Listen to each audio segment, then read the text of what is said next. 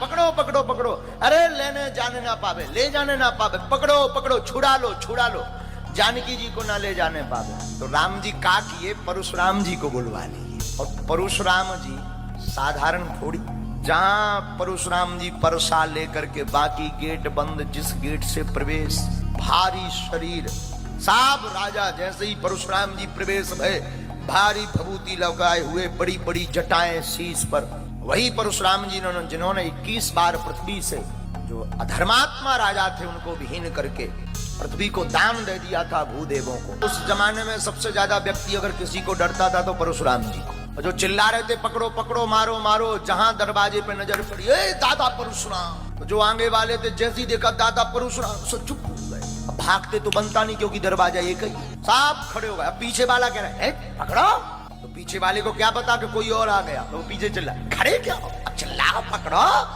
तो धीरे से सारा दादा परशुराम, सबकी नजर गई जब, हाँ दादा परशुराम दादा परशुराम। जाते तो बनता नहीं, भागते बनता नहीं, क्या किया जाए, सबके दिमाग खराब।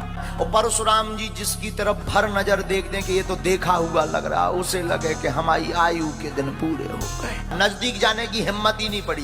बोले कहीं अगर प्रणाम करने गए और फरसा उठा के उन्होंने ठोक दिया तो सिर अलग धड़ा न। इसलिए जो जहां है वहीं से दंडवत प्रणाम, हमारे बाप का नाम ये है, हम प्रणाम कर रहे हैं। और जैसे ही परशुराम जी अंदर आए तो विश्वामित्र जी को गले से लगा, आओ आओ। विश्वामित्र जी जैसे ही गले से लगे सो दोनों हाथ पकड़ लिए और राम जी से कहा लक्ष्मण करो प्रणाम, जल्दी करो। बोले क्यों? बोले अगर प्रणाम करें और किसी ने कह दिया कि यही है, यही ने धनुष तोड़ा, तो फरसा उठ जाए, फिर बचाएगा। जैसे ही प्रणाम किए तो तुरंत परिचय दे दिया, पूछा है ही नहीं परशुराम जी ने। राम जी ने प्रणाम किया, तुरंत विश्वामित्र जी ने परिचय दिया, ये दोनों जो है राम लक्ष्मण दशरथ जी के पुत्र हैं। बस हो गया काम। अब जाओ, पीछे हो जाओ। राम को देख करके तो हाँ अच्छा लगा परशुराम जी को। अब जनक जी की तरफ देखा परशुराम जी ने, ए राजा जनक बताओ ये सब राजा किस कारण से आए हुए हैं, इतनी भीड़ क्यों लगी है? जनक जी ने प्रणाम किया, हाथ जोड़कर कहा महाराज बस बेटी का विवाह था। बेटी का विवाह, इतना शोर क्यों? कुछ नहीं।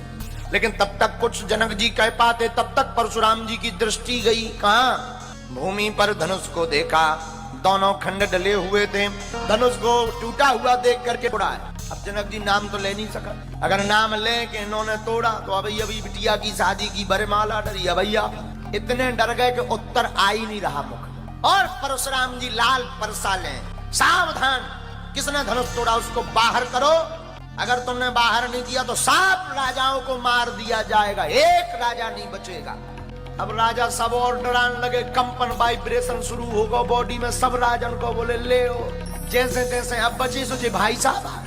अब राजा आपस में बात करें, हमने पहले ही कही थी भग चलो, अब तुम ही नहीं गए, देखो भी आ गए, बेकार सब राजा मारे जाए। दूसरे बोले चुप रहा, दादा परशुराम है, ज्यादा बोलो ही मत। सब बड़े चिंता में कि अब क्या होगा क्या होगा क्या होगा।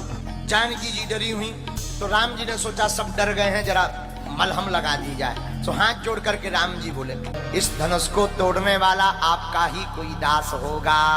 तो परशुराम जी बोले सुनो राम, सेवक वही है जो सेवा करे, धनुष तोड़ने वाला हमारा दास नहीं हो सकता, वो हमारा दुश्मन है। ये शंकर जी का धनुष है, कोई साधारण थोड़ी है। लक्ष्मण जी राम जी से बोले ये तुम्हारे विषय के नहीं है, ये हमारे विषय के हैं, इनको हम समझाएंगे, आप बैठो। राम जी बोले आफत मत करवाओ। अरे लक्ष्मण जी बोले जो जैसी भाषा समझता है उसको वैसी बात करनी चाहिए, ये तुम्हारी पढ़ाई वाले नहीं, आप बैठो, इनको हम समझाते हैं। अब राम जी ने कहा देखो ज्यादा लफड़ा हो जाए। लक्ष्मण जी बोले आप चिंता न करो, इनको हमारी भाषा समझ। तो राम जी को बैठा दिया। अब लक्ष्मण जी मुस्कुरा गए, जय हो मुनि, जय हो परशुराम दादा की। और जैसे ही मुस्कुराए, अपमान करते हुए परशुराम जी का भरी सभा में लक्ष्मण जी बोले सरकार बचपन में हमने बहुत से धनुष तोड़े, पर आपने ऐसी गुस्सा आज तक नहीं की, पहली बार इतनी गुस्सा कर। इस पुराने धनुष पे आपकी कौन सी ममता आ गई? ये पुराना धनुष था, छुअत ही टूट गया, तोड़ा नहीं है।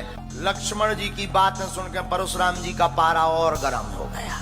लक्ष्मण जी ने हाथ जोड़ के पूछा अच्छा जो बताओ धनुष तुम्हारा है? परशुराम जी बोले नहीं, शंकर जी का। अच्छा तो शंकर जी ने तुम्हें दिया? नहीं। किसको दिया? जनक जी को। जनक जी ने तोड़वा लिया, तुम क्यों टूटे जा रहे? लक्ष्मण जी की इतनी बातें सुनकर के क्रोध में भर गए। हे बालक, तू लगता है काल के वशीभूत है, तेरी मौत नजदीक आ गई। ये कोई साधारण धनुष नहीं है, शंकर जी का धनुष है। लक्ष्मण जी बोले देखो हम महाराज जी धनुष के बारे में ज्यादा तो जानते हैं, हमें तो सब धनुष एक से नजर आ गए। आपको ज्यादा दिक्कत है 2-4 धनुष और बनवा दें, इससे अच्छे बनवा दें, बड़े बनवा दें, डिजाइन वाले बनवा दें। परशुराम जी ने परसा उठाया, अब नहीं तुझे कोई बचाएगा। लक्ष्मण जी बोले जय हो। लक्ष्मण जी बोले सुन तो लो, छूते ही टूट गया। इसमें रघुनाथ जी का कोई दोष नहीं है। हाथ में परसा लेकर के परशुराम जी मारे क्रोध के भर गए, बोले तुम हमें नहीं जानते। लक्ष्मण जी बोले जानते तो हैं, देखा हमने, अभी अभी तो परिचय बताया आप परशुराम हो। अरे बोले हमको नहीं जानते, हम वो परशुराम हैं, हमने 21 बार क्षत्रिय कुल शत्रुओं को विनाश कर दिया।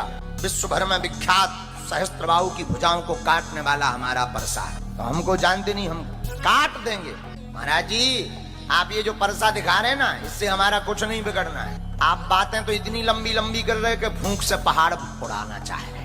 अब परशुराम जी को कोई इतनी बात कह दे और आग लग गई। अंततो गत्वा परशुराम जी विश्वामित्र की तरफ देख करके बोले बाद में हमें तुम दोष मत देना, इसका वध निश्चित है। राम जी ने सोचा कि इन्होंने तो ज्यादा बैटिंग कर, सच में ना मामला गड़बड़ा जाए, कहूँ आफत हो जाए। तो राम जी तो बड़े सरल हैं। राम जी की वाणी सुन करके परशुराम जी का क्रोध शांत हुआ। हाथ जोड़ करके राम जी आप बालक पर कृपा करो। बानरों का और बालक का महाराज एक ही स्वभाव होता है। आप तो परम ज्ञानी हो, महात्मा हो, मुनि हो, आपका तो इतना बड़ा नाम परशुराम, हमारा तो छोटा सा नाम राम। बालक को छोड़ो। पहले तो क्रोध में थे, राम जी ने कुछ बातें कही तो क्रोध शांत हुआ, और जैसे ही क्रोध शांत हुआ सोई लक्ष्मण जी राम जी के पीछे आके भौएं टेढ़ी कहे काओ बाबा जी। जो क्रोध शांत हुआ था फिर आग लग गई, एकदम आग बबूला हो गए।